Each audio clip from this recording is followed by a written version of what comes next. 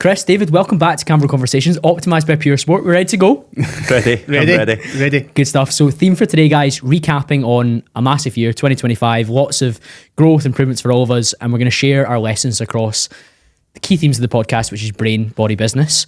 So we'll throw the hot potato to David to start. Give us your first lesson of 2025, David, and which category is it from? Mine's is brain, and we're going to go with nothing else really matters when you've got a child. This was the first year of my life that I brought, well, I didn't bring him into the world technically, of course they did, but I had a kid 3 months ago, and of course changed my life, one of the best things that's ever happened. But it's sort of put in perspective that quite literally like nothing else really matters that much, and as much as things matter towards, you know, making sure that kid gets a good upbringing, whatever else, the things that kind of crop up day to day that would have stressed me out in the past, you know, they still probably stress me out to a degree, but you sort of have that realization of like, this doesn't really matter. So like now, good example is like, I can't stick to my schedule, like, because I've got a kid, and what used to take me an hour maybe takes me 2 by the time you change them, feed them, get them ready, get them out the house.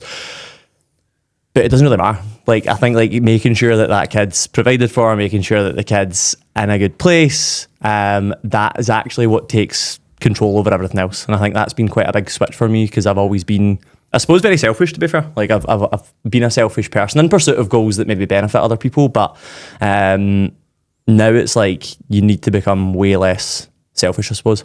And your baby takes control and onus over everything. Let's go straight to Chris. Chris is also a father. I don't believe I'm a father, at least I'm not aware of it anyway. So Well, yeah, I completely agree. I think I was talking to Jill about this, my wife, a few weeks ago, and I was saying like when you have a baby, like your world just becomes a lot smaller and a lot more sacred. So everything in it takes on such a higher level of importance. It's just basically your four walls. That's all you really think about, and you filter. I don't know about you, but you filter every decision through that, and you almost filter it through like, how's it going to impact my wife? How's it going to impact my child on like a daily, weekly, monthly basis? Also, because sometimes it's quite hard to like, I don't know if you felt this, but oftentimes when I've maybe in the past year or so, because Esme will be 2 in February, so ever since she's been born, like oftentimes where I've maybe been like struggling with something in business or trying to reach a certain goal and maybe hitting some sticking points, I've always kind of had that to fall back on and being like, you know, my wife and my daughter, we've got a great family life and things like that. So sometimes, just the opposite of this, sometimes it can actually lead you to a little bit too much comfort when like in the immediate term, everybody's happy and looked after and things. So I actually found it kind of dulled my long-term drive temporarily. I would say maybe in the first few months after Esme was born. But then again, it's probably looking back, you're probably just adjusting to life. You know, you probably wouldn't have had that drive anyway, because like you're just... We see a drop in male testosterone post-birth, and that's primarily driven by safety. So by like it makes you less aggressive, which is a good thing for child rearing, but maybe not a good thing for training and getting after it in business. Yeah. So I was listening to there's an amazing, she's on a lot of podcasts right now, Erica Cossimer. Have you ever listened to anything from her? Yeah. She's phenomenal. You should try and get her on if I don't think you have you? No. Not yet. Phenomenal. But she said the exact same thing, like your test levels drop to make you more affectionate, to make you more caring. And I actually thought, I think one of those ones, like I read that beforehand and I was like, oh no, that's going to happen. I thought like business drive would be down, training drive would be down. I really haven't noticed it in any way, shape or form. I think naturally as well, like you have a baby, your sleep gets worse. If your sleep gets worse, your test levels will naturally drop anyway. I've really not noticed the difference. Like my drive's been, I would say, higher than ever. I've just been sort of different with that drive and knowing, like I'd say I'm quite maybe you'll agree, a bit of a control freak with certain things, and especially like my time, my diary, and I think that's been the biggest switch for me. Like if something happens, we've had to go to the hospital a few times, we've had to nip out to appointments, and it's like shit, I need to move my diary about. In the past I'd be very much need to move my diary about. Now I'm like, well, Harrison comes first, like I'll just move stuff and I'll deal with it later. So things that would have felt like a big deal if someone else asked me to move it, I would have been like, nah. And it's like, if it's anything from my son, it's like, okay, I'll move it. Yeah, absolutely. But yeah, I've not noticed that with like test levels. I mean, I'm sure if I got them tested, they might be down a little bit, but drive, motivation, like, you know, hunger for success. It's all still there. If not higher than ever. And I think that comes from having someone to provide for. Maybe it's a different driver rather than your hormones. Yeah, maybe. Yeah, I certainly felt that way probably after. I would maybe say like, when Sesame got to maybe 6 months, certainly all came back and then some like you, but it was just interesting, like the different experiences in that initial period. Don't know, it was because when Esme was born, she was in the hospital for 12 days, she had a few difficulties, so maybe that kind of was like, when we finally got her home, I was just like, oh man, this is brilliant, like, you know, because we were just like stuck in the hospital for so long after she was born, so maybe that affected it a little bit. I wonder as well if it's different from having a girl versus a boy. Like, I wonder if there's a difference in your mind. Like, I would imagine if I had a girl, not that I'd be more protective, but I don't know. Like, even right now, like, you definitely shouldn't rough and tumble play with a 3-month-old, but I do. Don't come at me. But, like, you know, I'll not throw him about, but, like, I'll lift him up, and Kirsty's very much like, be careful, and I'm like, he's not an ornament. But I do think if I had a little girl, I probably would be more careful, which is horrendous with a 3-month-old, but I'm rocking with it. So I do wonder if that's slightly different as well. Just right till you go to soft play and somebody pushes your way over. And it's I like, what was it Tom Segura said? He's like, I'll kick your chest through your back. Yeah. But like, you think, oh, he's 3. You probably think with a girl, you're like, oh, that's my wee girl, like even more protective. Whereas I think with Harrison, I'm going to be like, obviously not at fucking 3 months old, but like stand up for yourself. Like, do you know what I mean? It'd be a different type of sort of well, it's nature and protection, nurture, isn't it? Yeah, It's absolutely. Of course it the is. masculine and the feminine. Yeah. Do you think this is one of those lessons that you have to have a child to realise it's coming? So, for example, you would have been able to speak to Chris before, been able to speak to other fathers that are in your network. Did you have to have Harrison to understand this? Yeah, and I think that's the same with so many things relating to kids, because like on the lead up to me having Harrison, everyone gives you an opinion and you're just like... And you do your research as well. off. Like, I know what you're like. You if you want to do something, you always want to be good at it. Yeah, exactly. So you've been like listening to the podcast or watching the YouTube videos or reading the book. Yeah, there was a lot of things, like I think a lot of people said before having a kid, oh, like you'll never feel love like that. And I'm like I was like, surely I felt something like this. You really don't. No. And I don't think you can feel that until you've had a kid. Like, you don't experience anything like it. Like, it's obviously not like a romantic love, but it's like, it's completely fucking different from like anything you've experienced. Yeah. And it's such a weird feeling, because even things like I said a minute ago, things like sleep, like your sleep gets thrown off. If any of you two came in and woke me up in the middle of the night, you know what I mean, I'd be fucking raging. But you don't really get that. You get like a moment of, ugh.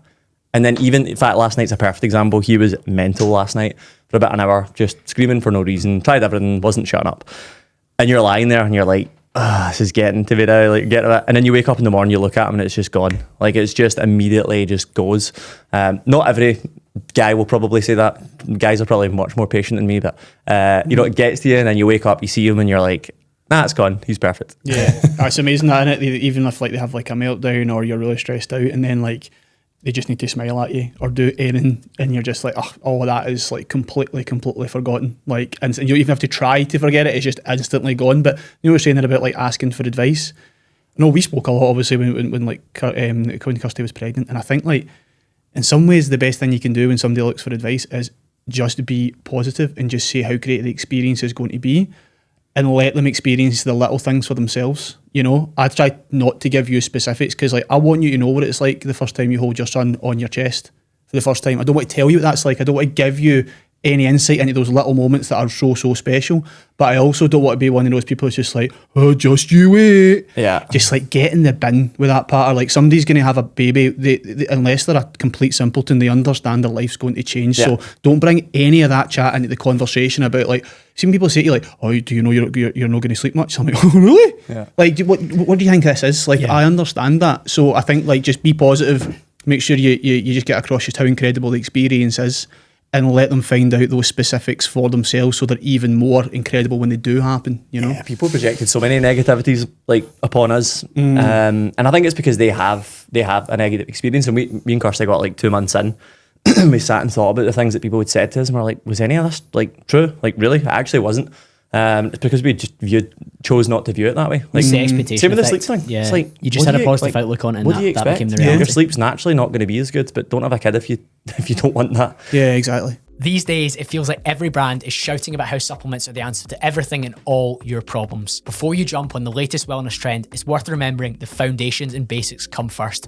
Hydration, good nutrition, rest, movement are the real keys. When you do decide to supplement, however, what you choose really does matter. You know I'm a big fan of removing toxins and unnecessary things from your lifestyle, and I ensure that my supplements are free from additives, artificial flavors, and any unnecessary, dirty, toxic fillers. Personally, having seen many professional athletes and top performers utilize their products, I decided to give Pure Sport Supplements a go. Their products are built on science-backed information, minimal ingredients, and they do exactly what they're meant to. Whether it's their best-selling ultra electrolytes to keep you hydrated and energized, optimised, their deep magnesium to support with quality sleep, or even their natural testosterone boosting Tonka Ali, I trust that what they make is developed to care for me and my body. Explore the full range of Pure Sport supplements at the link in the show notes, puresport.co, and use the code CAMBRO10 for 10% off. One of the things when you sent that lesson across for getting it printed out for today, I was thinking about it gives you perspective, because you said nothing else really matters.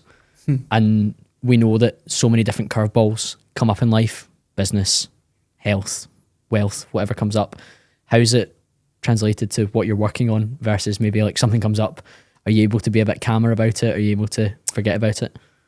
Yeah, I think like people know me as quite an impatient person, and I am quite impatient. I think it's definitely teaching me to be a little bit more patient, because you have to be. Like the whole thing with, you know, I'll say to Kirsty, like, we're leaving the house at 10 and it gets to 10, he needs fed. It's like, okay, he needs fed. And then he shits himself. It's like, okay, he needs nappy changed. You're like, right, it's 11:15 now. And I'm like, when people say baby shit themselves, sorry. It's like, let's not get a choice. You can't go ahead. Sorry, carry on. Exactly what it's so funny. Like, oh, you shat yourself. Why would you want me to do that?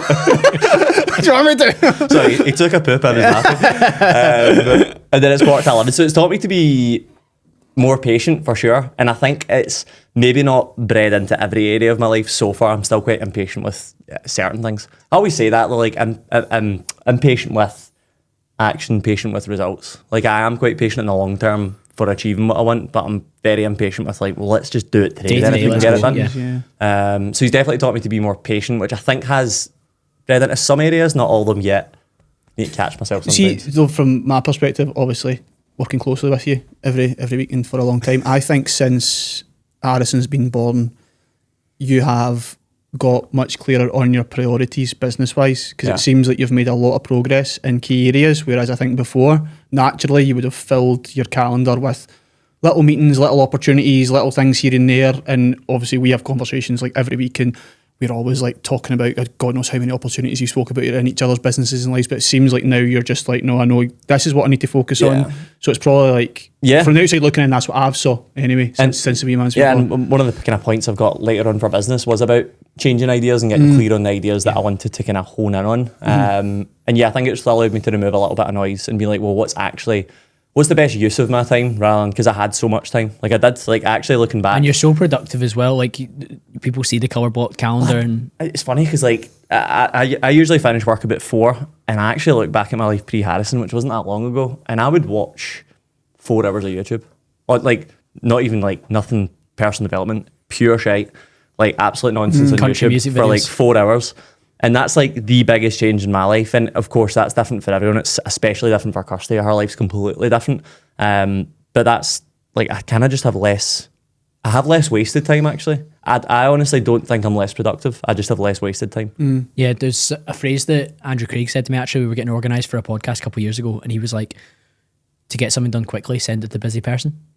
And I actually agree with that, because you don't have any time to mull over the decision or figure out like what font should I send this letter in. you just crack on, or actually should I rewrite that email? You just fire it off because you're like, I need to get going. So for yourself, where time has been condensed down, you have to use the time that you've got accordingly. And Chris and I have been working on some productivity stuff that we released to the email list, and so many people have much more time than they realise until a proper constraint comes in, like an actual lifestyle constraint, which is so important. And then you're like, right, okay, I better use this hour that I've got, rather than like maybe on the couch watching YouTube. I'm gonna have to do this. No, I totally agree. I laugh because I watch some of my team even trying to get a bit of content out, and they like mull over the content so many times. I'm like, cool, you maybe refining that 5 or 6 times is gonna get slightly better engagement. I'm not like that. I'm a bit like Chris knows this. I'm very much Ship like it. fucking get it out there. Like it'll be fine, and if it's not fine, who cares? I think it's made me even more like that. Like I don't want to be like it'll do, but I'm definitely not a perfectionist. But I never have been either. I'm very much like that will do. Let's go. I would say though you've been a perfectionist with things like the customer experience and things like that. I think that's where, because I'm the same. Like I wouldn't class myself a perfectionist, but if you ask me in certain areas of my work and life, I'm like, I'm a perfectionist in that area. I don't think it applies broadly. Some people just class themselves as I am a perfectionist in every single thing that I do, and I don't really think many people are like that. No, I think like I'm very much get it out there, then reiterate. I'd rather put something out 5 times and reiterate it and get it right on that 5th thing than we get take feedback as well, all of that time to do one. Yeah, exactly. More feedback opportunities. Chris, let's go to your first lesson. We'll go for brain as well. Brain. Yeah, so I put this post up last week, and it really kind of took off for my standards anyway. And it was on Mail. You're criminally underfollowed. Some of the stuff he's been putting out there, like if somebody just read it and actually went for their email list he's for too free. smart, so dumb people like me read it and are like, nah. Just hire him to do it instead. Join the signal.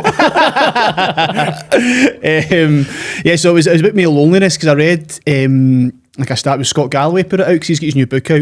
I think it's called Notes on Being a Man.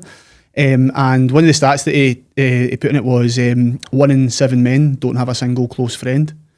And I don't know why this is, but for like a while now, like, 'cause again, I've often spoke to like my wife about this. I think one of the worst things you can ever be in your life is lonely, and I think it's something that it's almost something like, I don't know, like it's kind of like I said in my post, it's kind of like poverty. You cannot understand. It's almost like what we were saying earlier about you don't understand what it's like. It's an unteachable lesson. You just can't. Yeah. So there's nothing. People can tell you all about it, but until you experience it yourself, and none of us around this table will ever experience being.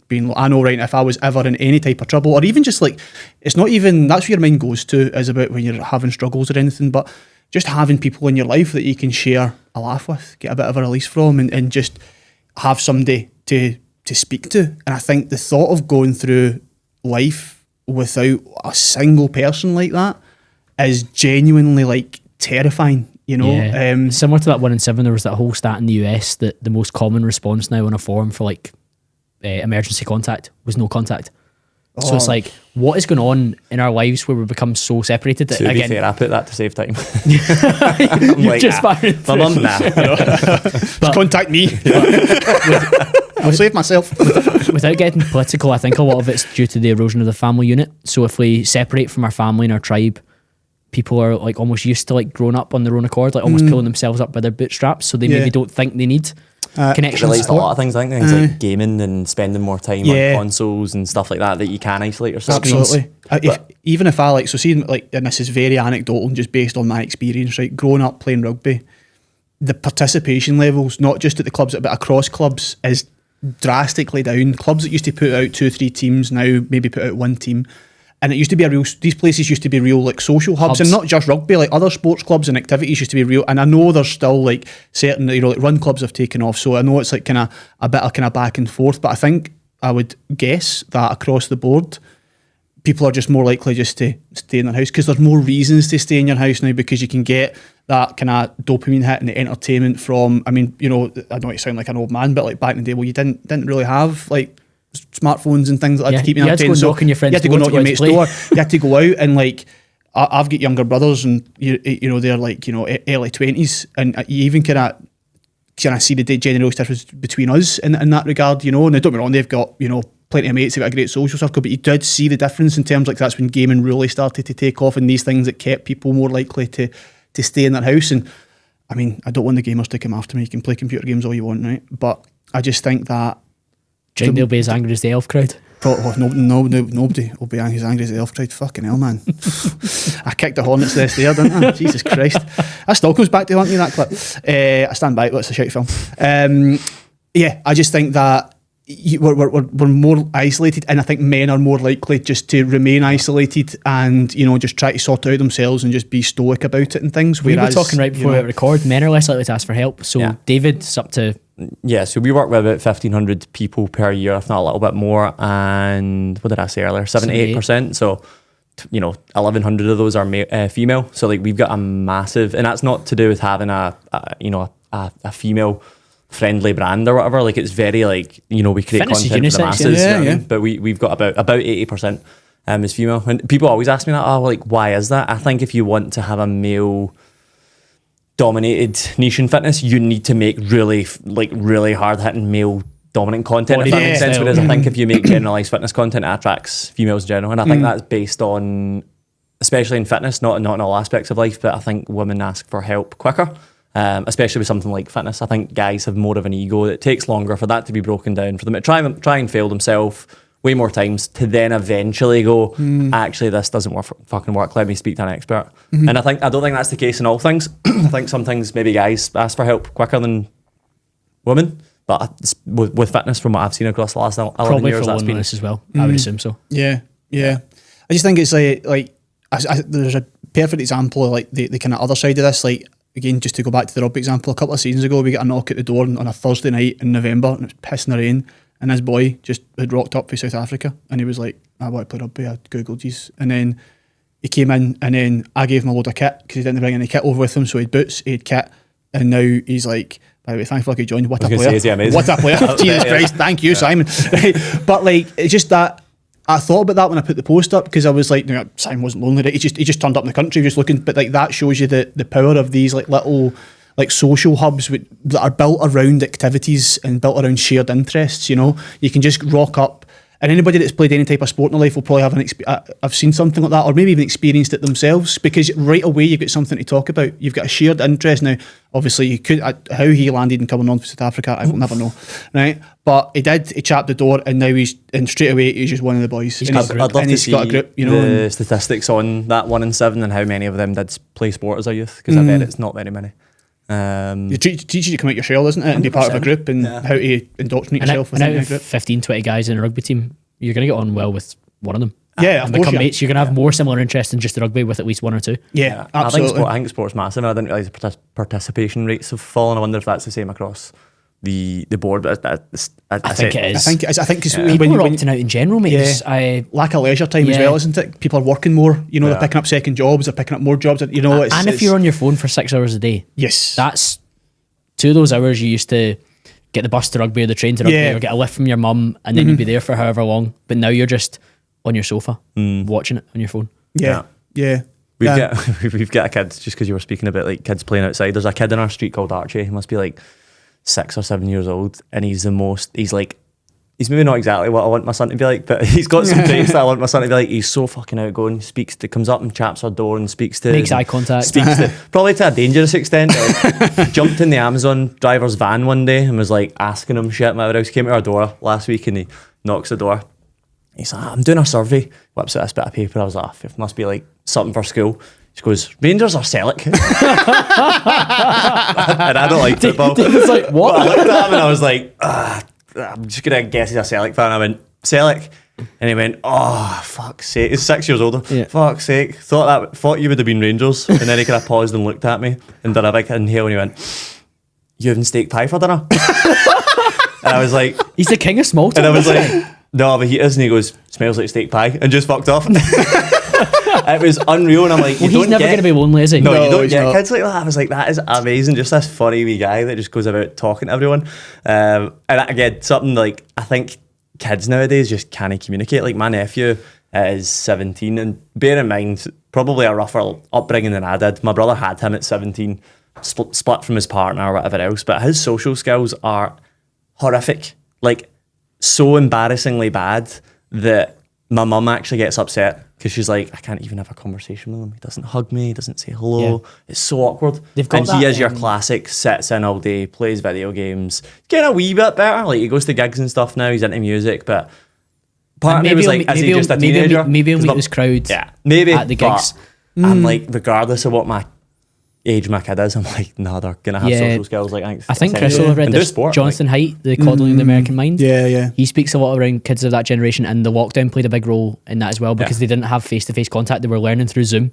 Yeah. And that socially is pretty difficult to pick up social cues. Yeah, it's grim, isn't it? But yeah, I see, like, when you're talking about like male loneliness, again, I think it's often, you go straight towards like people being isolated and maybe having struggles or challenges, but again, I think this is something that's hard to get your head around until it's a kind of, hopefully I'll do a good job articulating this. But think about how many experiences you have had going through your life, formative experiences that have been shaped by your mates, and how many times you've shared experiences with your mates, you know, and like even daft things that might sound like surface level, but your first holidays, like seeing your mates like become fathers for the first time, seeing your mates get married, like all of these things, like these milestones, and we're social creatures, so and we often like we compare by nature. So I remember being like 24, 25, and that's when my mates started to properly, that's a real kind of turning point age, I feel, especially for guys. You're 24, 25, that's when it's like, you actually can't fan about anymore, mate. Like, you need to get your shit together. And I very much didn't have my shit together, but all my pals were starting to kick on and get like, you know, their first promotion or like buy their first house. And I was 1 million, I didn't even have a driver's license. But I had that comparison around me to be like, I need to do something about this. But I think like even things like that, if you're lonely, you don't need a have reference group, don't you don't no reference. You don't know what are your references, who you follow We online. spoke And about that's not once, healthy. we disagreed with the quote, "Comparison's the thief of joy." Comparison's necessary there, so you benchmark yourself, and that's not like compare myself to him and he's a million miles away. Oh, that 23-year-old's got a Lamborghini in Dubai. That's unhelpful, right? But my mates from school, he's doing this. They came from similar backgrounds to me. I should probably be trying to at least emulate them in some form. Exactly. If he's capable of it, then so should I be. And again, a quote that I use in the podcast a lot: "If not you, then who?" Yeah. So if somebody's doing it, why could you not do a version of it? Yeah, it's actually like what you said there in terms of we're not comparing you to like some 18-year-old multimillionaire or anything like that. It's actually just like your peers, the people closest to you. And for me personally, like when I saw all those things, I'm like, well, my mates are more responsible than me, they're more organised than me, they're more decisive than me, so I could infer all of these qualities. Didn't know you that time. That's actually when I texted you. That's actually when I texted you and we had that workout next time. Look at us now. There you go. So yeah, I think that's also Just a on, big part just of on it. that though, by you reaching out to David and putting yourself out there, there was a chance of rejection, a chance of like social shunning, but you did it and good things came from it. And we first met through Instagram like 2016, Exercise 2017. is just a breeding ground for relationships. Isn't it? That's when I met Alex as well. But we were just interested in the same thing, posting about it on social media, and just met up. And there was loads of people I collabed with in those days because you were trying to grow your page and stuff like that. You got to have another level of connecting with people, though, and you've always been like that. Like I don't know anyone that networks quite like how you do, and I think and it's not like it's why the podcast was accessible, because I had a lot of people that I knew that I could help grow it in the early stages when it's so difficult to do so. Yeah, and I'm sure that's taken work, but I've known you I think 10 years roughly. You've always been like that. Were you like that in school? No, I was really shy in school. Genuinely getting in shape was like one of the most important things for me to do, because it just gave you an inner confidence that you could show up and we'll talk about that as one of my lessons. But if you can back yourself in one area, then you have something to talk about. Totally. One of the weirdest things I found with the show is some of the most successful people that I've like interviewed. A couple in Dubai, and I won't name who this was. He was like, "Call me biceps" before we started. And he's like a multi-millionaire sat across from me, but he's not happy with his body. And see the level of like respect you get from being able to look after yourself and be physically capable and look like you're physically capable. There's something that comes with that, and it kind of generates a little bit of something inside you. And even if that's egotistical at the start, you're kind of like, oh, well, if I can present myself well in this way and I've got a lot of control over that, then I should have confidence to present myself in other ways and to network with people and try and learn from them. Yeah. See what you said there though about I text you. I remember it so well. I text you around about New Year. And because we met because I'd just passed my driving test. The first time I ever drove the motorway was to come and get a workout with you. I nearly crashed. Shaking like a shitting dog. Nearly crashed 17 times in Jill's car. Like, oh man, it caused a riot on the motorway that day. But I remember being so nervous about texting you because you'd went on and started doing well with PT straight out of course, and I'd done nothing with my PT qualification at that point. So I was like, that's a little bit of ego and a little bit of like fear of judgment, and there was none of that for you at all. But like that's like the conversation I was having in my head. So I don't know if that maybe perhaps plays a role with some guys. Like if you want to go and like, you know, like I said, if you want to go and like even like start a new sport or join a club or reach out to somebody, you've got that kind of fear of rejection, which is always, by the way, it's a real fear because you might actually get rejected. Well, you know, but it's just one of those things. I look at that one and I think like I'm pretty confident in most areas of my life, and I think even for me, even simple things like joining a new gym. Like, in fact, I joined a new gym a few months ago, and I wouldn't have said I was nervous walking in, but there was certainly a different feeling that I had than walking into my usual gym. And that's somebody well, you know everyone at Commando.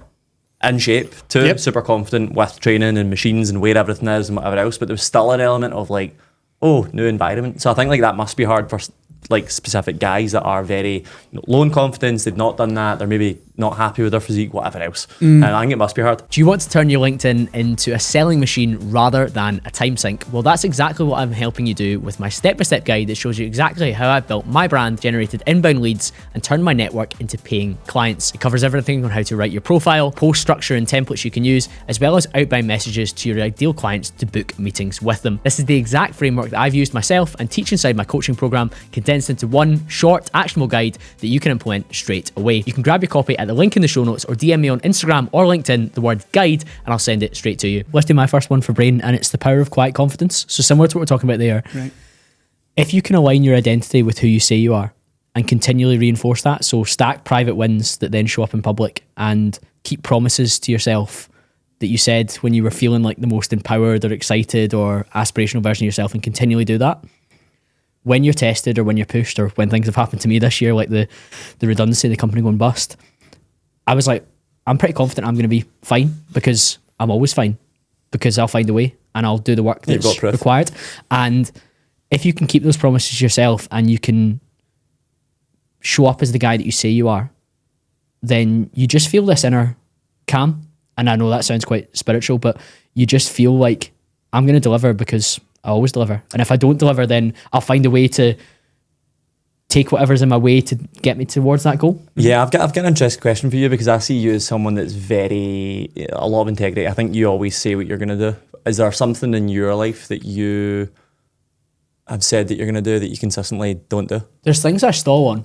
So Chris will know this, like I'm creating a video course for the sales coaching because I can't work with everyone one-to-one, either at price point, budget, or just in terms of actual time. So that's taken me forever, and there's a little bit of like procrastination over the perfectionism of it. You and I have spoken about this before, dating intentionally. Like sometimes I always say like, oh, I really want to date intentionally now, and like filter out the girls, but then you get distracted by the Fitbird that you know is just going to be an absolute nightmare. But I kind of want to play like Pokemon and catch them all. And that's something that like integrity wise I haven't followed up on. What a reference that is, man. Man. That's so funny. Oh my god. Hugo's going to pull that. Because I've always thought this about you, because like I've got fucking loads of stuff in my life that I say I'm going to do and I don't. Actually, a good example is me dieting for Dubai next week, and I started at 87 kilo and I'm currently 87.5 kilo. But that's like, the Glen Eagle. Like one of mine is actually like a disgusting habit, but I bite the skin around my nails. Skin around my nails, and I've bit my hands for fucking years, right? And it's absolutely disgusting. And if you zoom in right now, you can see them. I've always done it, and it's something that honestly like keeps cropping up in my head. I'm like, well, why did I do this? And everyone's like, it's a nervous thing. It's this. I'm like, I'm not a nervous. Like, there's very few things that make me nervous. No, it's not. I'm like, it's not a nervous thing. It's not a competence thing. It's certainly not an anxious thing. So I'm like, why do I keep doing it? And you know, weirdly, it actually like you're talking about stacking wins, like saying what you're going to do, improve your character and whatever else. It does the opposite as well. I think as soon as you stop doing those things, so like one of mine's like for the last 5 years I've said I'm going to stop doing that, and I've not done it. So that plays in my head. I'm like, I've not done that thing. You're not a man of your word, and it feels bad. Yeah, exactly. Yeah. No, it's so true. So I think for positive or negative, it holds strong. Yeah, James Clear's got the whole thing like don't miss twice. So like if you miss one day, don't miss the second. Yeah. In the same way, if you tell yourself you're going to do one thing and you fail on it, just make sure that whatever the other promise you made yourself, you follow through on it. Otherwise you start to stack up this kind of self-talk that I'm somebody that doesn't stick to what I said I was going to stick to. I'm somebody that doesn't do what I said I was going to do. I'm someone that I can't trust. And like, if you think about a friend that continually doesn't show up for appointments or doesn't show up for things, you're like, you start to lose faith in them. It's the same in yourself. If you don't show up for the things that you said you were going to do, then you start to lose faith that you are somebody that's capable of doing those things. Yeah, and I think a way of getting better at that, or actually feeling better about yourself, is sometimes lowering the standard and expectation. So like right now for me, I need to stop doing this. It's a bad habit, but I've tried to go cold turkey. So maybe I now need to go, don't do it 3 days a week, or have one handy. Do you know what I mean? Like you almost need to lower it to get some wins to be like, right, I've done it. Go from smoking to vaping. Yeah, exactly. And then from vaping to snus. Actually, I know something like that. But yeah, I think it's so true in both regards. Whether it's doing it positives make you feel better, and doing it negatives like. I think a lot of the mental health crisis is that people's vision or view of themselves isn't in alignment with who they actually are or how they're actually showing up. And I think the gap and the delta between that kind of idealized version of yourself and what you actually are like, the bigger that is, the more pain you're in. And if we can minimize that gap and not try and put like a persona. So like if I held myself off online as somebody that's really disciplined and productive, and then I just spent days on the sofa like eating Cheetos and watching TikTok, I would feel pretty shit about myself. In the same way, if somebody's like set this New Year's resolution, a lot of people will listen to this December, January time, and they completely fail at it straight off the bat, they just create a level of mistrust of themselves. Like, oh, I always fail at this. And that thought and that idea of yourself not being able to complete something becomes your reality. Like thoughts become things in a bit of a non-dual thinking way. Yeah, but you don't think a key part of that is actually figuring out like what your actual proper standards and vision for yourself is, rather than like hopping from like, because you talk about people like program hopping in fitness. I think people like identity hop because they're around so many different personas online. And I've suffered a little bit of this in business, because I remember like when the cooperating business started taking off, and I remember back then there was only really a few routes that I was aware of, and one of them was like scale us up to a massive agency. So I started following all these agency owners, and like I hired a copywriter and things like that, and I had all the things, and then I was just like, I don't want to do this. I don't actually want this. I just got so much work that I had to offload it to somebody, and I was building this, and I was watching you build a team at the same time, and that helped me because I'm like, I don't want that, and I know I can't do it. I know for a fact I don't have that frequency to handle that many people in my life in a business sense. I know I'll be shite at it. I know I'll drop the ball. So I think like maybe people are like hopping from like identity to identity because they see it, and they see so many attractive characters, don't they? And there's plenty of them out there. So I think maybe taking the time to figure out, okay, well, who do I? Some people are just built different, aren't they? Yeah, So there's people I've interviewed in the podcast that somebody listening will never be able to replicate, but you'll be able to borrow a few things from them. 100%. But don't try and copy that. But that's the key, isn't it? Yeah. It's like picking certain maybe qualities and things from people rather than like, I'm going to be that guy. All right, okay, I didn't work out for 3 or 4 weeks, right, I'm going to be that guy now. And then before you know it, you've waited months and you've made no you've actually moved backwards because you just feel so terrible about yourself because you've not kept your own self-image. I think you said something important there about actually identifying what feels like a success. So like Alex, one of my good friends, and obviously works within MTN as well, he recently has been like, I'm doing all these things and I don't feel like I'm successful right now. And I was like, well, what would make you feel like a success? And he's like, I don't know. I was like, well, what would make today feel like it was a good day? All right, okay, I've done that. What about this week? Okay, I've done that. What about the next quarter? Right, okay, so if I work towards those. So I think a lot of people hold themselves to a really high standard without knowing what that standard is. And then when they don't reach it, they're like, I'm a piece of shit. I was like, what was the standard you were trying to aim for? It's like, if you actually just identify the things that you want to get. I think that's something really important to try and do, is like, what would make this week or month or quarter or whatever feel like a success? And that, from a business standpoint, is massive. Like, it's so key to do. And it's like, cool, we all set quarterly goals, but it's like, cool, the goals are a part of it, but like, what else would just make it feel like a success? Like, even like if I got 80%, would you feel like, yeah, okay, I'd feel like that was a success? And I think that's an important thing to do for any area of your life. So I don't feel like my relationship's in a good place. Well, what would make it feel like it was a good place? Same with business, same with wealth, same with whatever else. Because it's so easy to be like, I'm not where I want to be. We all would say that in plenty of areas of our life: wealth, relationships, whatever else. I didn't mean like wealth, but you're poor. But definitely not. You would all say that in plenty of areas. Like, I'm not where I want to be, but like, do you know where you want to be? And I think that's a massive thing. Actually, getting clarity on like what you're aiming for. It's massive. And do you actually want it, or have you just been influenced by what you've been consuming? Well, that's the big thing for me in the last kind of 18 months, is changing, realizing like what I need and want. Because I used to have massive aspirations for the size of the company, the amount of money that I want to make. And I'm not saying that those have, well, no, they probably have shrunk. Like, they've probably shrunk, but not out of lack of ambition, more based on what's actually became important. And also realising I've got a lot of the things that I want, and it's like working on other areas that aren't making £1 million or whatever. Still want to make £1 million. I also think you would be surprised, of course, you'd be surprised how quickly you can get the right answers to those questions if you just ask yourself them. Because I think, like I said before, I think so many people are just used to going straight into comparison mode and drawing from other people. I think if you were, now you obviously asked Alex those questions. I think if you asked yourself those questions and took yourself away for half an hour, you will be shocked at how instinctively inside you know what you want. It's just buried under piles of shite that you've consumed from your feed on Instagram, even podcasts and things, where you'll be getting too consumed by certain people. If you ask, you'll find exactly what you want straight away. I've actually just done this for the full team. Like, last week we just spoke a little bit on, it was literally called Clarity and Vision, and I made this full fucking, I don't know how many questions there is. It's probably like 30 questions. Stuff that I've asked myself, stuff that I actually asked ChatGPT to formulate it in a nice way. But if anyone wants that, reach out, because it's been super helpful for the team to be like, cool, here's the things that you want in this area, this area, this area, this area. Now it's like, how do we get them? But you need to know what you want, and I think that's massive. So if anyone wants that, can reach out. Totally, I can send that over. David, give us your body lesson, please. Body lesson. Maintenance takes years, not weeks. Your dream physique isn't behind your next diet phase, which is probably hilarious coming from me, who sells a 12-week program that's about getting lean. But so toxic. How dare you make people take off their clothes and take photos of themselves? I know, what a job.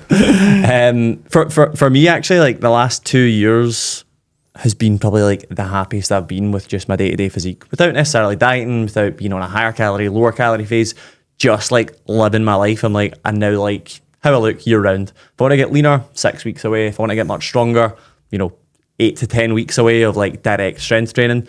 But it took fucking years. Like it took multiple hiring lower calorie phases in order to get to a place where maintenance is possible. And we get some flack every year. Like we run a program with about 600 people called the 12-week peak. Main premise is getting lean over a 12-week time frame, funnily enough.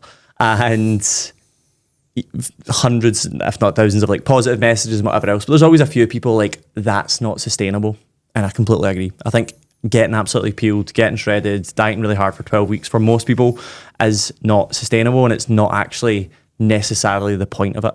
But it's doing that and then moving into a maintenance phase and then maybe moving into a growth phase and repeating that process 3 or 4 times that allows you to get to a stage that you love how you look and feel year round. And it's not a 12-week diet. It's not even a year. It's probably 5 or 6 years worth of multiple phases of training and dieting. Most people don't want to do that, and there's a whole side of fitness that are just trying to sell you the sustainable route, which is being very average for a long time across the board, rather than being exceptional for a short time, maybe losing some of that, and then repeating that process. Moderation comes after restriction. Yeah. And restriction sounds like such a horrible word, but you need to have a bit of restriction to unlock the higher degree of return for a set period of time. Whether that's investing in the market and saving more for a deposit for a house, whether that's being a bit stricter with your calories and your training for a longer period of time and making it a higher priority. And then you earn the right to pull back and be like, I know what maintenance looks like. I can coast a little bit and still be happy with how I look. Whereas so many people, they think that one 12-week period is going to completely change everything. Now, it's going to get them really lean for that shoot, but what they unveil might not be exactly as they envisage because they maybe don't have enough muscle mass because they haven't done enough higher calorie strength training phases where they built the mass. That's just the nature of the game. Yeah. And in a society where we've got so much instant gratification, delivery straight to your door, whatever you want on your TV, etc., it's hard for them to accept that. I think people are scared of chasing periods of intensity because they're like, but it's not sustainable. It's like, sustainable doesn't always need to be the goal. Like, I think actual intensity should be the goal for short periods. But like, I always say to people from a number standpoint, I think the average amount of weight lost throughout the 12-week, like across 600 different people, male, female, short, tall, fat, thin, whatever else, the average amount's 8 kilo over 12 weeks. So the average person loses 8. The average person then gains back 5, right? After a month, 2 months, 3 months. They're still 3 kilo net down.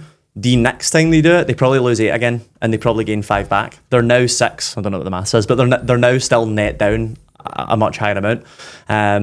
And I don't think a lot of people realise that. They'll do one diet and then they'll gain some weight back and they'll be like, that didn't work. It's like, no, that didn't work for you to maintain that level of body fat. But I think repeat this process 2 or 3 times and you'll actually start to get to a place where you're like, oh, actually, and that takes 3 years plus. It takes, like, we get people that do the 12-week peak actually every year. There's some people that have done it 5. I think there's 6 people that have done it 5 years in a row, which is nuts. And I wouldn't actually maybe say you should hard diet every single year. Of those 5 or 6 people, every year after the 12-week peak, they look and feel better and better and better and better. It's like, you need to do that. Like I've done maybe 5 hard diets across the last 11 years, 15 years worth of training. Every single time you do it, cool, you gain a bit of weight back, but you kind of gain a little bit of experience, perspective back, and you gain knowledge and insights, and you learn how to maintain better and better every time.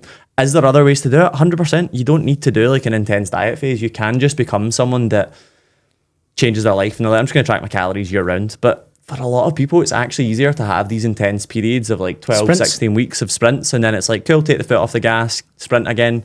The average person responds much better and actually can stick to that much better than just being like, fuck it. I'm time restricted goals really help. Yeah, exactly. Because then there's an end point, isn't there? Yeah. Well, I done the 12-week peak. That's the first proper diet I've ever really done. It was obviously, when did that finish? Was it June? June we finished? End of May. Yeah, end of May. So like, and honestly, this has come from somebody that's never really, because I've always played sport and stuff, I've always been relatively leanish, like quite more happy with my physique and stuff, like never really that bothered about being, like, I think the thing that's missed is like, intensity's fun. Yeah. It's fun. Like, you just think restriction, like, oh, you know, I'm going to be eating less calories and stuff. I'm like, honestly, see like the sense of purpose you have, the extra drive you have by having those constraints. It's really, really fun and absolutely not sustainable. You're right. Yeah. But see, for those 12 weeks, and it bleeds out into other areas of your life. Like, so I done a 12-week peak after my daughter had just turned 1, obviously run a business, have busy weeks, all the rest of it. Renovating a house, like with loads of stuff on, like with holidays on and things like that. It was brilliant. I loved it. I found myself doing way more in my days, that I was way more productive, and even though literally eating less calories. So tells me having less energy, but I had way more purpose and drive. So that often gets missed from I the think conversation. Locking in. Like, It's so fun. It's a cringe It's phrase, so but fun. I think showing that you can do that for that intense period. I always say that to people, like we were speaking about integrity a minute ago and doing what you said you were going to do. Fitness is one of the easiest places to start implementing that. And I think when you build up that level of integrity in fitness, it allows you to see, fuck it, I done that really hard thing, because eating less is fucking hard. Doing hundreds of steps is really hard. Weight training consistently is quite hard. Getting enough sleep's hard. Avoiding and moderating alcohol is hard for most people. Okay, well, I've done all those hard things. I could probably start that business. I could maybe fucking ask that. Well, you Ask that get guy a lot of feedback outside of the 12 Week Peak about people getting promoted or starting a new business or starting a new relationship. That happens quite a lot as well, doesn't it? Yeah. And a lot of that comes from stacking those private wins that I was speaking about. So they're more confident in one area and it translates into others. Yeah, but massively. but I just want to make it clear, like, it's not, because a lot of people see the results that we get and they're like, I'm going to do that. It's like, cool, do it. Love you to do it. Please do it. But realise that there's more work to be done both before and after. It doesn't stop with that. You don't just suddenly maintain that forever. And that's the other thing that fucks me off. People do it. Oh, I didn't maintain the results. I'm like, did you stop weight training? Yeah. Did you stop doing steps? Yeah. Did you stop getting 8 hours sleep? Yeah. Did you stop tracking your calories? Yeah. Did you stop hitting your protein? Yeah. Obviously. Well, that's why you can't maintain it. It's fucking numbnuts. Over the last 5 years, I've sat down with over 330 guests on Camera Conversations, from athletes to entrepreneurs, scientists and thinkers, all trying to answer the same question: how do we live, perform, and generally be better? I've distilled down everything that I've learned from that 5-year period into a brand new guide, 20 lessons from Camera Conversations, covering mindset, money, performance, and meaning.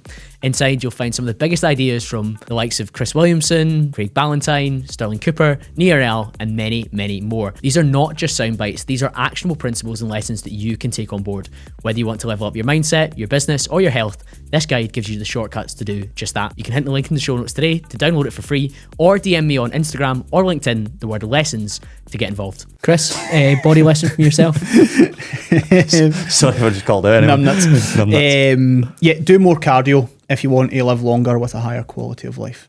Okay, what does that look like for you? Getting on the assault bike or the hellhound, I call it. Just saddling up that puppy and going to town. In the home gym as well. In the home dungeon with a picture of Patrick Swayze in Roadhouse above the assault bike. That's called optimization. There you go. Yeah. I mean, I think like recently, maybe like the past couple of years, I've definitely been doing like, so say I train 4 days a week, like I would 2 of those days are cardio. You know, and now if I only get the chance to train, say twice in 1 week, I would probably say both of those sessions are going to be predominantly cardio. I might do some strength at the beginning, like I might do some, say, like heavier squats, heavy bench, then jump on the assault bike. I'm prioritising cardio and heart health way more. And I think like in terms of like the nuts and bolts of what it looks like, sometimes like Zone 2 became really popular like last year, and it is like, I understand the benefits of it from back in my coaching days, but like a lot of times it's not particularly practical for people to sit for an hour. They don't really have that time. So I would much rather get on an assault bike and do some intervals and really be blowing out my arse a couple of times a week. You know, maybe hitting, so for one of my workouts is like 30 seconds all out, 30 seconds off, do that 3 times, rest for 2 minutes, repeat 46 times. That's horrible. Other one is like more like you go like for like 2.5 minutes at like 90% pace, but 90% in the context of being able to go for 2.5 minutes, and then you repeat that 3 to 5 times. So that's the kind of, so you're not just jumping on, just slogging away, you know, because again, I went through that period, but it's not very rewarding either. And I'm not trying to run a marathon or be a hybrid athlete or anything like that. I want to get as much benefit from that as I can. So yeah, I would always prioritise doing more cardio. The benefits are massive. And I think also if you're like me, say I've lifted weights since I was 16.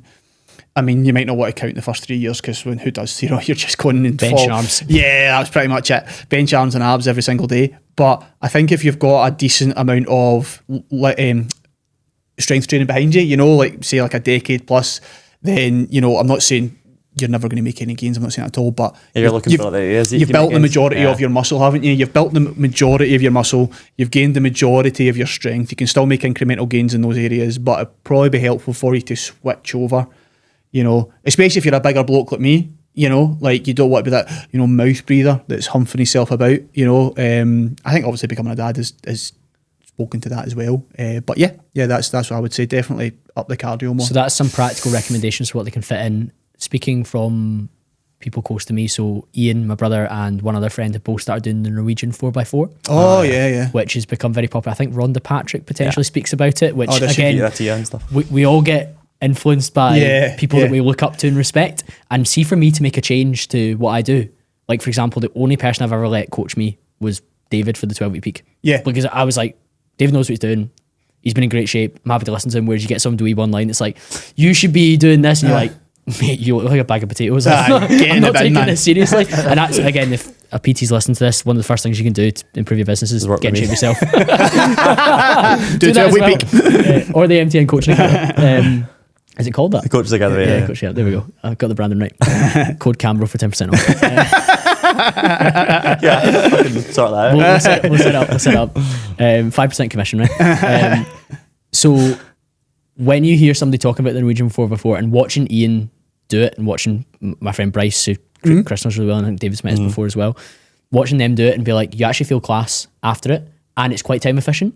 I'm like, I might be able to fit that in my week. So guess what? This week it's starting because I've seen other people do it. There's a proof of concept. There's an expert that's talking about it, and somebody like yourself coming on the show and being like, from a cardio perspective, it's going to help you live longer. Your heart's going to be healthier. You're not just going to be quite jacked. Yeah. A bit lean. I think short, sharp bursts of cardio are they're having a bit of a comeback right now. Like you said a minute ago, like zone 2 was everything. Even a year ago, everyone was into like 5Ks, 10Ks, like at a nice conversational pace. That was all everyone was banging on about. But for me, like one of the things I dislike so much about running, and like specifically distance running, is the time that it takes. I think if you can maximize that time by doing something like shorter, sharper, I think you feel It feels that you've worked as well. It's, Which is such closer to a workout that you would be late with weights. There's more comparable, Yeah, isn't it, to yeah. sets and reps, doing intervals than it is like doing like this one long. It's like going to the gym and doing like one set of bicep curls for 60 minutes. I think you know you're going to be bored at your tits. you also feel good when you've put a lot of effort into something. Oh, if someone's yeah, like yeah. go and do a, like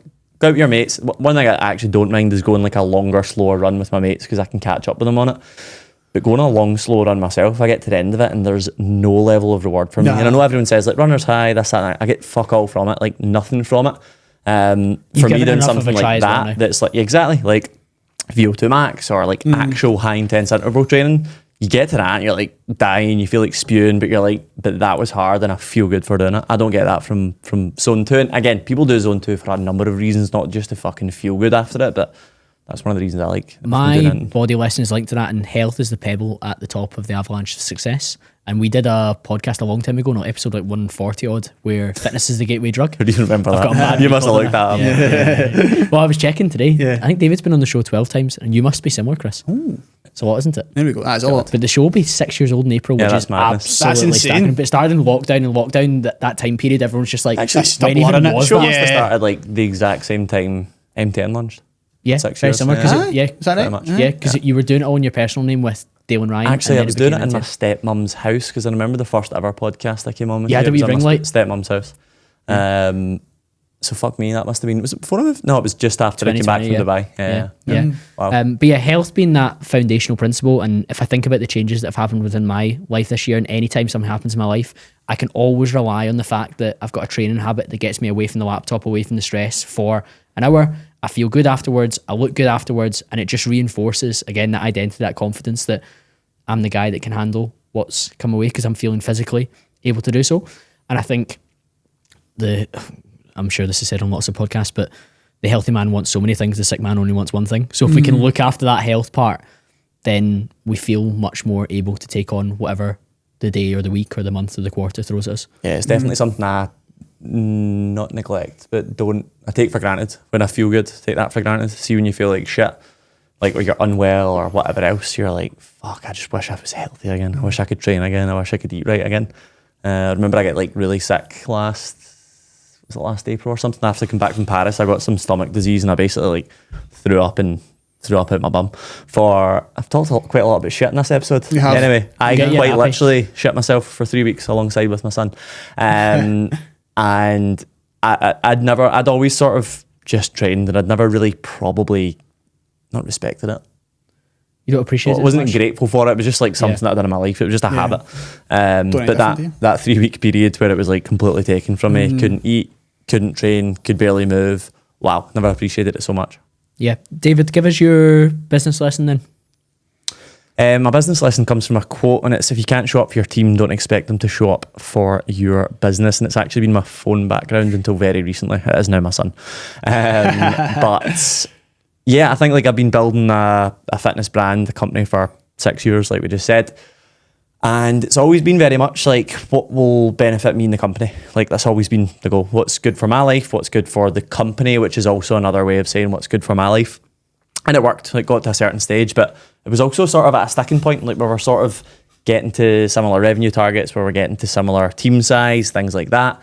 And then it would come back a level. And then I get back to that same level, it would come back. It would sort of like progress until I sort of seen that quote and actually started to really go all in on it. And rather than doing things solely for me / the company, it was very much, well, what can I do for the people that are involved in the company that in turn actually benefited me way more than what I would have thought. Like my thinking in the past was, what's the best thing for me? And I think now it's like, what's the best thing for the team? Because if they're happy, like my business grows anyway. So it's been such a like change for me, and it's been evident in the team's growth. Like this is the best group of coaches that I've ever worked with in the brand, from a client number standpoint, from a result standpoint, from a sort of like brand and buy-in standpoint. Like it's been phenomenal. When Chris talk about this like pretty much every week. And it's came from that. It's came from actually thinking, let me help them hit their goals, not let me use them to hit my goals. Chris, from having managed the team briefly, what's your thoughts on that philosophy? Yeah, I completely agree. I've seen, like, obviously from working with MTN as well. He's not helped me achieve my goals, but that's not. I'm kidding on. Not my team. The kind of the stuff that's kind of the intangibles, like the energy around the brand. You know, the way it's showing up online, like that you can just see it and feel it a hell of a lot more. You know, I've delivered a presentation for the MTN team on storytelling. Even being in the room, you can just tell they're just like kind of buzzing off each other, you know. So like I've witnessed that firsthand. So it's absolutely right. I think like I did the opposite. But the thing is, like when I had people working for me, it wasn't very much. It was I set the stall out from the beginning. Like it's a transactional relationship. You know, I am outsourcing work, and I remember a couple of times like I would get on a call and like get on a call with Brett and like. You know, we would talk about what his goals were for his business, and I would give him advice, and he still to this day would say to me, like, he sent me some nice messages, oh, that advice really helped me do X, Y, and Z. But like again, that reinforced for me, like I could not do what David does. I couldn't do that every week or every month I just don't. For whatever reason, it's not something that comes particularly naturally to me. Like I'm not a leader in that regard. Like I don't really. It's never where my head goes. Like that was a real. I'm not saying it wasn't an effort for you. But like, I mean, I think I had like, Brett worked with us for about 18 months and I maybe had like 2 or 3 calls of that nature with him, if you're lucky, and they were very ad hoc, like because I seen that he'd shared something or he'd text me a question, I'm like, yeah, I'll phone and speak to you about it, I'll give you my perspective on it. So I think it's a very, very difficult thing to do, what you're doing. It's clearly paying off, but it's not just a case of like, you know, chucking out some motivational quotes and things, is it? You know, at the end of the day, you're dealing with ambitious people who have a variety of goals, a variety of personalities, and you've probably got to find ways to, you know, incentivize them in the right way, speak to them in the right way. From a structure perspective, Alex will tell me off if I get his job title wrong, but head of coach development. Yeah. So having Alex sit underneath you with that type of role and that type of focus in the team, I imagine that's helped take some of the burden off you. Having a hierarchy for sure within the team, having people that there's sort of not middle management, but places that people can go instead of just coming to me.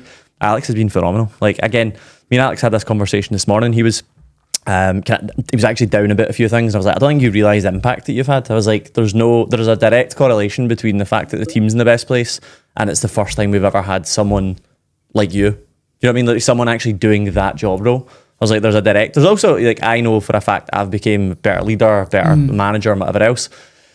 But there's a direct correlation between like the fact that you've now got that role.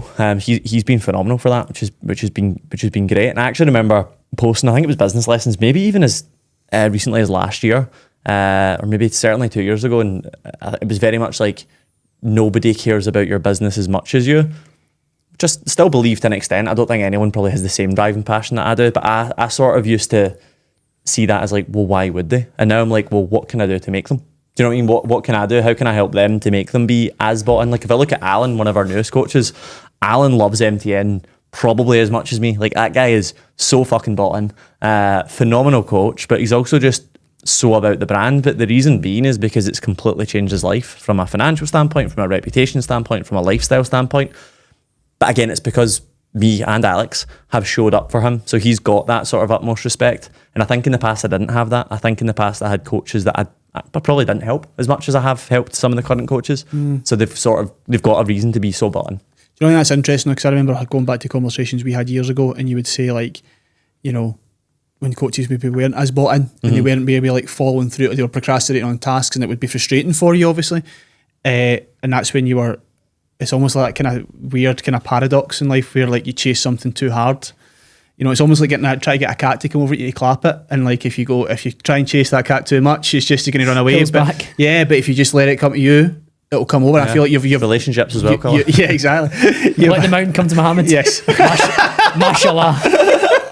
We're both going to be in Dubai next week, so we can catch you all. Yeah. But because you've just maybe like stopped chasing it as aggressively, but you've just embodied it a bit more. Like that whole attitude of like, yeah, do you know what? Maybe they're not going to care as much as me, but how can I get them as close to that as possible? And just started like living it out. It's probably led to that kind of change in the team. Definitely. Chris, give me your business lesson then. My business lesson is lean into your strengths, and you'll go a hell of a lot further.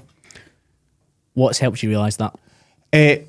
Being too scattered in my self-development and not my self-development, my skill development. I think like obviously I've been doing this for about coming up for 6 years now, and I think that 2020 was a great year. It was. Oh. It was a lot Terrible of good things for a lot of people, but hey, a lot of good things happened. We started some good shit. Sat around this table. I think like I always remember back when I first got into bodybuilding, I was like 14 or 15. I always remember reading a quote from Frank Zane, who's like kind of known as one of the most aesthetic bodybuilders to ever exist, you know. Like golden era, yeah. Yeah. Physique like me. Very really puts me in mind of David, actually. Yeah. He got a shape Same hairline. He does that, yeah. And This like, is from the trend though. and like he was like, because obviously bodybuilding's a lot of times like, you know, you're getting critiqued on your physique, so it's like, oh, your delts aren't big enough, whatever. And he was more of a proponent of like just enhance your strengths so they just completely dominate and nobody can touch you. And I think like that philosophy obviously can apply across the board, because I think a lot of the times a lot of the advice that you hear when it comes to like, you know, getting closer to your goals in business, whatever, is like, well, what are your weaknesses? You need to work on your weaknesses. And sometimes you've got to think like, what if the opposite is true? And that's a good kind of filter to have. It's like, okay, well, what if I just got even better at what I'm really good at? Would that then compensate for my strengths? Especially now, even getting down to the practicalities, like you could probably outsource a lot of your weaknesses. You know, you can outsource a lot of those things. I've only came to this realisation, honestly, fairly recently, maybe in the past, like, you know, 3-4 months. And what are those strengths? Storytelling is one of them. Creativity. Chris will prompt me something, I'll be like, I would never have spoken about that. Yeah, thanks, mate. Appreciate that, thank you. No, because seriously, that's part of my job. That's a big part of my job, is like, because a lot of people I work with, like, they've got personal brands, so it's my job to extract the wisdom and the insights, and like, you can never read the label from inside the jar.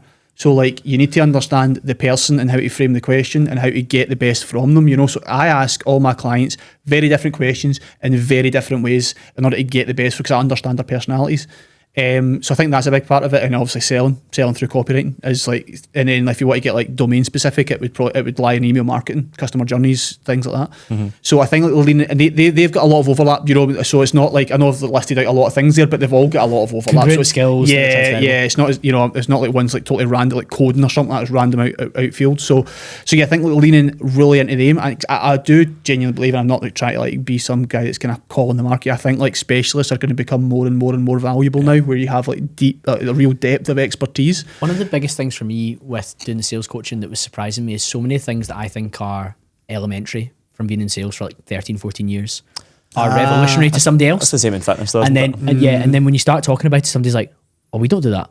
Or we don't finish our meetings like that. Or we don't send that in an email. Even like big companies and things like that. Yeah. Because people do what they've always done. And training in big corporates is pretty mixed. Yeah. Like sometimes it's very cookie cutter, or like, we see that a lot of the time with, like, we work with weirdly a lot of dentists, and you would just assume dentists, a hard degree to, you know, get into, it's a hard degree to qualify from. Like, I would say most of them are very intelligent people.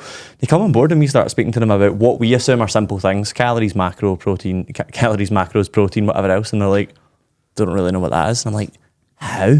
It's like, well, they are very domain specific. Like, they know a lot about that specific area, and they know fuck all about other things. I've always found that, like, baffling. I'm like, how can you be that intelligent? And Yeah, there's some one business area? owners I've worked with that are total product experts, but no process for sales. Yeah. Like one of my guys yesterday is an IFA. We worked together for like 9 What's or an 10 IFA? sessions, independent financial advisor. And he did a Loom video recording his exact sales process that we've built together. And I was like, I reckon 80% of your competitors couldn't talk you through what happens when a lead comes in through to them signing up as a client. And he was like, that gives me confidence. But before that, he was just technically brilliant at investments, pensions, life insurance. But now we've built a process for him. I'm like, oh, that's amazing. And it joined a dot that didn't exist before. And for me, that seems so obvious to be like, okay, so when you put out a call to action on LinkedIn, or when you put out a cold email, or when you get a referral in, what do you do with it? And he's like, a lot of people just run on vibes. And we were doing an email about this the other day. People just run on like, oh, well, I was feeling great that week, so that client signed up. And you're like, no. you want to be able to sign up clients with a process that you know what good looks like at each stage, from the initial email, the initial meeting, the follow-up, the proposal, the closing of it. And if you don't have that process, then you're kind of leaving a lot to chance and a lot to luck. Yeah. So yeah, I think that's definitely something that people should probably consider a lot more, because if you think about the return on investment you get from like going and working. So one of my weaknesses is systems, suck at systems, right? Not good at like even like mapping them out in my head. Not very good at them. Like, well, I could just the amount of time it's going to take, and I'm going to hate every second of it because I've no interest in it either. So that's going to be a slog. So I'm probably going to put it off. Probably going to, it's going to slide off my to-do list a few weeks in a row. I could just outsource it to somebody else to do it, and I can just stay in my zone of genius. Yeah, for sure. Business lesson from me: personal brand is almost half of your sales funnel. Ooh. So your personal brand, to borrow a quote from Tony Robbins, and it's not progress is happiness, which David sometimes claims for his own, but personal brand is what people say about you when you're not in the room. Right. So if my name comes up at a conference, or somebody recommends my podcast or whatever, I want them to say, oh, that's Colin, like he coaches people to improve their sales. Right, okay. He's got a podcast which is about self-development. If people don't really articulate what they do, so for example, Chris Burns, your name comes up in a conversation. Like I recommended a client to you the other day who's now working with you, and his post today did great. That's Colin for commission there. I got a crate new tonic, don't start. That's Colin's personal brand. He always wants commission. I've done a lot for this Wellbeat Peak for free stuff. So mine's developed a lot over time. People will, if they think of Chris, they think of email marketing, they think of storytelling, they think of creating content that's in line with your brand that's going to lead to you selling something down the line, whether it's a product or service. Mm-hmm. When people think of David, they think of the 12-week Pete, they think of getting in shape, they think of building muscle, they think of fat loss. If you don't have that out there and that kind of body of work that people can find online, and I call it digital real estate, whether that's your LinkedIn, your Instagram, your TikTok, your YouTube, your podcast, whatever it is, you're leaving a lot to interpretation and guesswork. So if I cold DM somebody about coaching their sales team, they click on my profile and they're like, oh, this guy does that all the time. Here's some of his testimonials. Here's his videos talking about how to get a new lead into your system, how to get an old lead reactivated, whatever it is. And then I've booked workshops with a client that we both work with for sales and marketing. And they knew straight away that I was going to be the guy they wanted to work with because of my body of work, and my personal brand in that area had credibility. So if you are neglecting that part and it's not turning you into an influencer, it's using Daniel Priestley's term, becoming a key person of influence in your space, that's so much more beneficial because you're making part of the sale before you've even had the conversation. Yeah, I love this. And I think a lot of people think personal brand needs to be specific to that domain. So it needs to be within marketing or sales, and you need to have lots of content about that. But I don't think people realise the benefit of personal brand. Like personal brand should just be like everything about you in your life. And like I am big on, I'm an oversharer for sure. Share a lot of aspects of my life on social media, probably too much sometimes. But it's actually what people remember me for, and it's what people actually sign up for. It's less to do with fat loss, it's less to do with muscle building, it's less to do with 12-week peak, and it's more to do with, oh, actually I've got quite a lot in common with that guy. Like the same music as him, I've got some of the same sort of views on certain things as him. Even recently, one of my most replied to stories was me taking the piss out of these guys, don't think you're one of them, that have like hold all clutch bags. Not like a man bag, but like an actual clutch. Because I was like, what the fuck is in those things? Like, I don't understand what is in it. Like, what is in that can't just go in your pockets? It's like a toilet bag in it. All males have pockets. Just put it in your fucking pockets. Anyway, that sort of became part of my personal brand for that week anyway. Like, it was a big talk point. Loads of people were DMing me about it. Some people were laughing. Any drug dealer that followed me was upset about it. But that, to me, is like personal brand. It's these little jibes and opinions and things like that. I think more people need to do that. I think a lot of people think it needs to be your credibility is there with the fat loss stuff because people click on and let's say 70% of your posts in your grid are about that, and then your stories are exactly where you're bringing personality and depth to things. And that, again, that's some of the work that we do, Chris. It's like adding to the lessons in terms of how to make more sales, but adding in like mistakes that I made in my earlier career where I lost a deal. I lost 8k in 12 minutes, the whole at 22. Absolutely, yeah. That comes as part of the process as well. And people then realise that you're human. And we joked before, like you were saying, like I'm such a disciplined person, I love integrity. You need to show that there's other sides and things to you as well. So like the fact that like my 2025 dating has been an absolute disaster. Like that's just the nature of the game. It's showing that there's more to you than just what you talk about. Well, of course, having foundationally, I speak about these things and I know about these things, you can trust me, but also I'm a real person that eats like you, sleeps like you, and shits like you. Yeah. I think it's going to become more and more important, especially in a space like fitness, because I said this to a group of about 100 coaches a few weeks ago. I was like, how many of you use ChatGPT? Every hand went up. If you use it, your clients use it. If you can get the information there, your clients can get the exact same information. See, when it comes to coaching, see if you prompt ChatGPT properly, it's fucking amazing. Like you can get much better quality information than probably I can give you. It's really direct. It can give you, cool, it's not emotional. It doesn't take into consideration anything like that. But actual information on what to do with your calories, when to drop them, by how much to drop them, what your rate of fat loss should be, is really fucking good.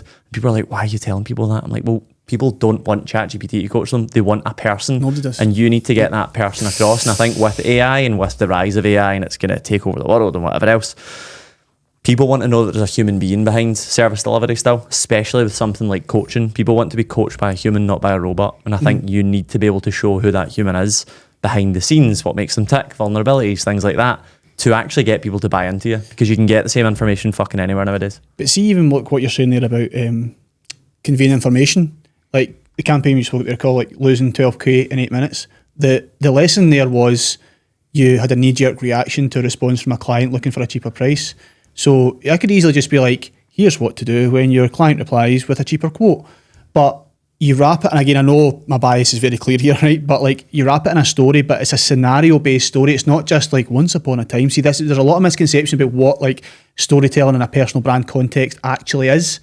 And like you say, you're showing more depth to who you are through your life experiences and scenarios you found yourselves in. So for that story for you, Colin, where we drop people into a scenario, you're sitting at your desk, the email comes through, your stomach hits the floor. How many people have been in that scenario before at their work? Yeah. Straight away, they've got feel it. They can feel it straight away, so they're bought in, and then they're in a much better place to not just receive the information, but actually remember it and engage with it, rather than it just being, here's my 3 tips for not losing a client when they come with a cheaper price. quote. That's right. So I think like it's all to do with that packaging, because if you go on my Instagram and you see like more so the carousels that I do, like they all show a little bit of me. Like one I done the other day, like we got so many DMs from guys, because again, this ties into something else, like how powerful nostalgia is. Like I'd done a carousel about how I wanted to be the Red Power Ranger when I was a wee guy. Every single guy that responded was like 33, 34, my age.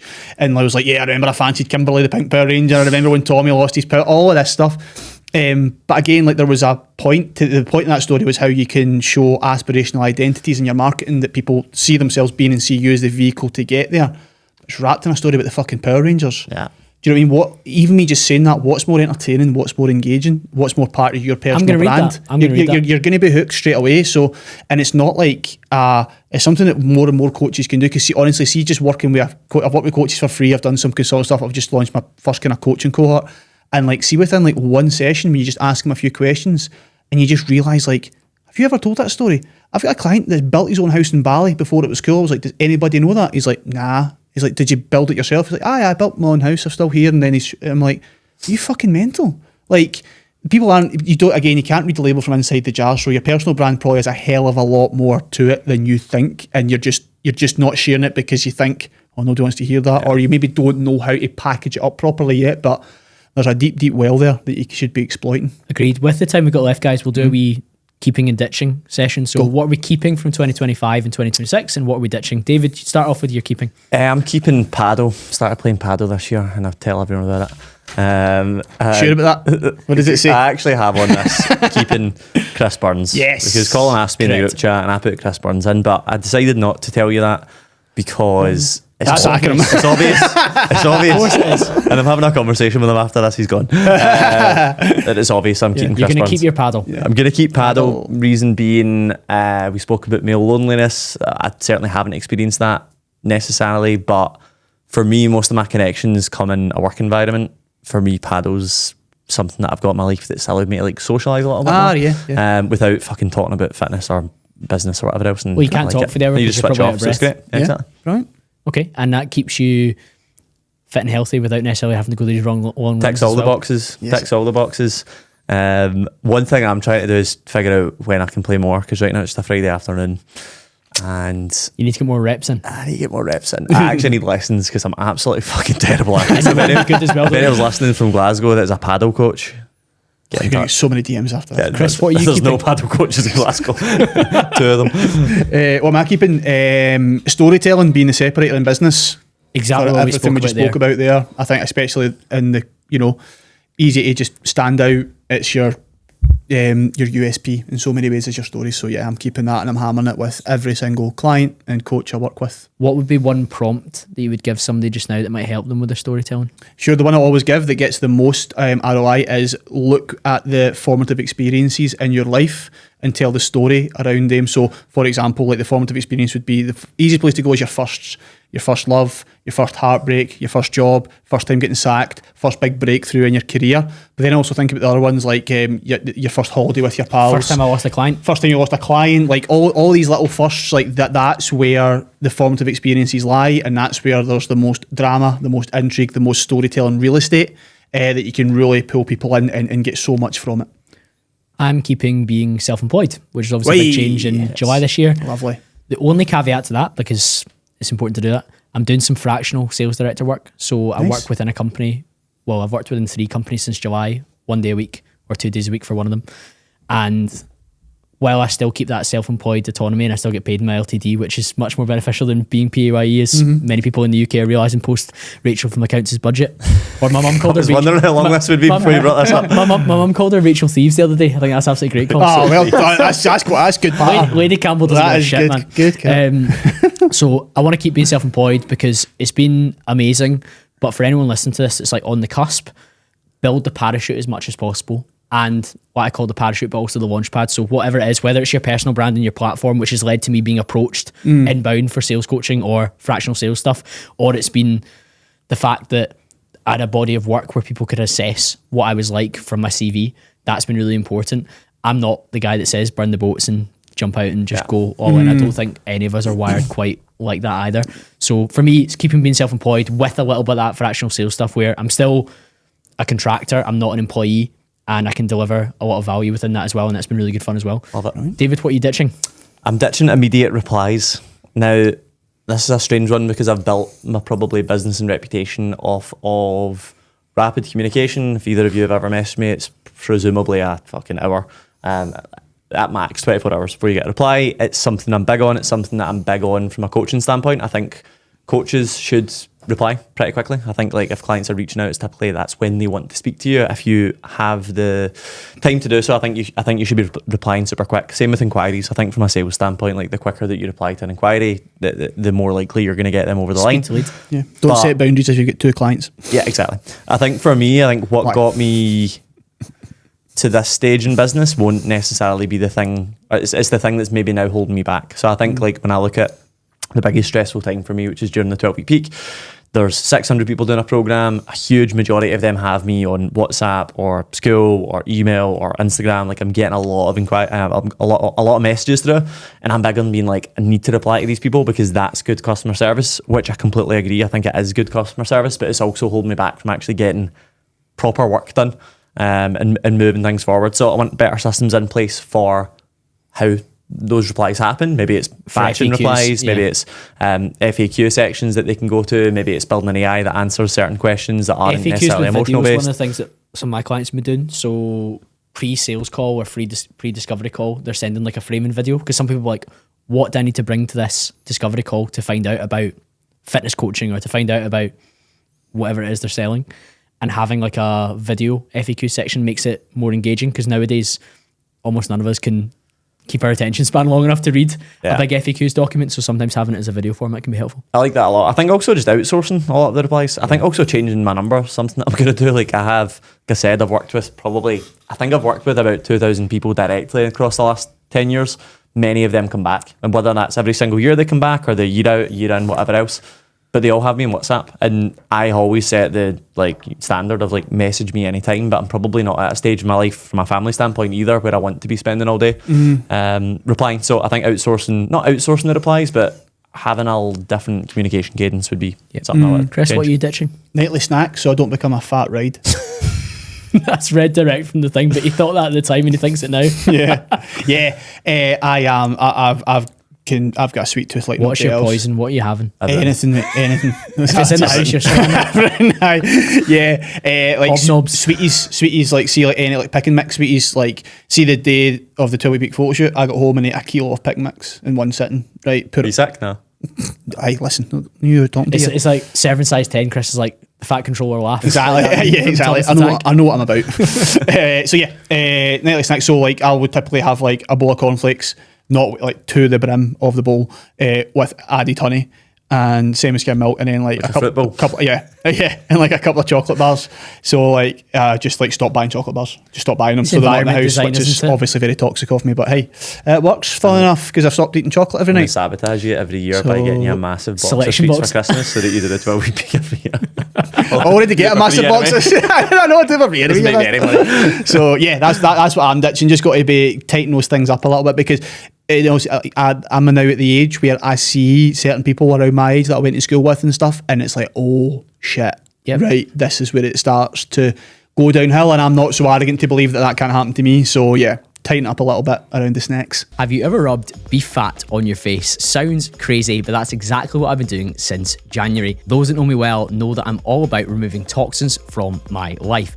Things like getting a filter for my tap water, not eating ultra processed foods in my diet, even spraying aftershave on my clothes rather than on my skin. And that got me thinking, if I'm not spraying aftershave on my skin because of it disrupting my hormones, what on earth am I putting on when it comes to a moisturizer? So when my good friend Adam Ash and previous guest on the podcast launched No Tox, it was a no-brainer. It's made from all natural ingredients, mainly from raw honey and beef tallow, and my skin has never looked better. If you want to benefit from the tallow glow and remove toxins from your life, then hit the link in the show notes to notoxskincare.co and use the code Colin15 for 15% off. For me, I'm ditching reactive weeks because being self-employed now, I don't have the structure of 40 hours and then all the stuff that I did on the side with the podcast and the coaching business that was growing in the background.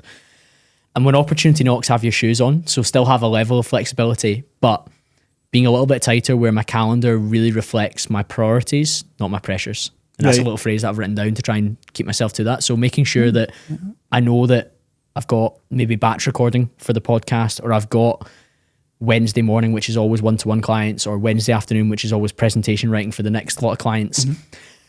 And while that sounds a bit dogmatic, I'm a big believer in time boxing.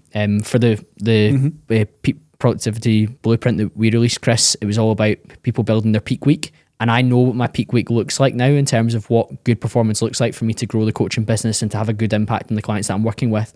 And making sure that I'm not too reactive where something comes in and I'm just like, fuck, I'll just fit it in whenever I can. That comes from a place of abundance when the business is in the place that you want it to be in. But just making sure that I'm not too reactive, unless it is, for example, Darren Grimes got in touch and I went to Durham, dropped everything to go and interview him because I thought he'd be a great guest on the show. The episodes performed really well, but not necessarily jumping at the drop of a hat to something that might seem like the thing to do when I know what really matters is the bigger priorities. Yeah, I love that. I've actually planned out January's calendar, and I've put everything on task repeat, and I've also got, I think I've got 8 hours there that's completely flexible space. That's like, if something pops up, this is when it happens. Well, if somebody wants a meeting, our whole this hook is was what like 43 hours back. Oh, through yeah, the, it's crazy. through the Yeah. productivity. Was that sorry? Yeah. For the productivity blueprint that we released to the email list, it was about getting 43 hours back. And you found 8 straight away. Yeah. Because it's a full-time job. Yeah. It's crazy when you put it in terms like that, when you frame it as in there's a full-time job. That's a full day alone. That's sitting 5 in hours. your calendar. People are none the wiser though, and Hundreds. I'm none the wiser sometimes when I'm flat out and your nose against the grindstone and you're just pushing.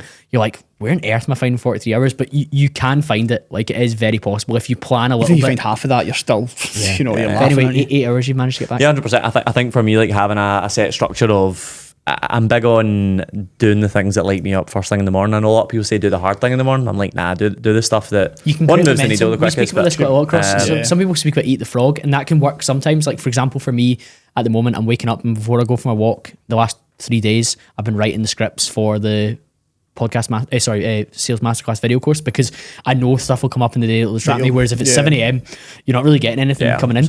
I'm with you. But sometimes you want to build momentum, whether that's your exercise habit or whether that's just spend time with Harrison. I do or my spend time with easiest Esme. writing. Yeah. And the easiest writing always gets done first, like the first set of first half an hour, 40 minutes, then you build momentum, then you move on to like a meatier piece, say it's a VSL script or a sales page or something. I never start with like the hardest bit of writing, because Blank screen looking at you like shit. Yeah, it's hard going. Well, you write a little bit the night before as well, don't you? Yeah, I do. You come in so the screen isn't blank. That's a big tip for anyone. I never, ever have a blank Google Doc ever in my life. It is and I am a professional writer, writing my whole life. And so if you're doing it and you're not, then good luck to you, man. Get that Google You Doc. must have a blank Google Doc at some point. I never do, mate. No, he I just never, ever do, bangs mate. in initial thoughts before he even starts. Like, Yeah, but I'll open before it you and do there'll be that, stuff. it's blank. Nah, it's not me. It's not. It's not me. I knew it David, was soon. productivity wise, what are you thinking? Productivity wise? Yeah. What's the question? So you like, I'm saying no to reactive weeks. Yeah. You're saying you've got your January really clearly mapped out, and with that structure and discipline equals freedom. Yeah. Yeah. I think, to be fair, moving away from the mic there, I've, again, going back to my first point, I've always been very direct with what I'm doing with my time, and next year's going to change. Well, this year's already changed from having Harrison. I need to be more flexible, but actually planning in the flexibility as well. So I've got like the first 4 hours of my morning, nobody speaks to me. Like, that's my 4 hours. Thereafter, cool, it can be a little bit more flexible. And I've just color coded things. I've got red tasks that don't move ever. I've got orange that are a little bit more flexible, and I've got green that can be moved whenever. And that's been a really easy way. Like, training for me is green. I can train whenever. So like, I move it about quite a lot. Like, I don't have a structured time when I train. I don't even have a time where I prefer training. Like, somewhere between 9 and 3 is good for me. So having things like that's been really useful for me. Red doesn't get moved. Orange flexible. Green can go wherever. We're both big fans of Dr. Julie Gurner. Chris has been on the show twice, and she put a tweet out this week that I screenshotted. A universal rule I've found: the more you divide your attention, the more you dilute your power. So that reactive week for me is an element of, don't dilute the power and the priorities that you've got, because look at your schedule for the coming week. Reduce the things that you're being pulled into and focus on the most important things and the kind of big rocks that fill up the jar, rather than necessarily the sand or the little things that fill out the spaces. Love that. Massively. Okay, gents, let's bring this one home. If people want to continue the conversation with you, where should they head towards? Well, I've recently started my own podcast. Spotify, MTN Coaching, better than yesterday. So it's on Spotify and YouTube. Outside of that, Instagram is just _MTN Coaching, or at @DHatt_MTN. Chris? I'm just at Storyseller Chris on Instagram. That's where you'll find me. Beautiful stuff. Thank you very much for your time, gents, and thank you to the listener. I'll be back to speak to you again very, very soon.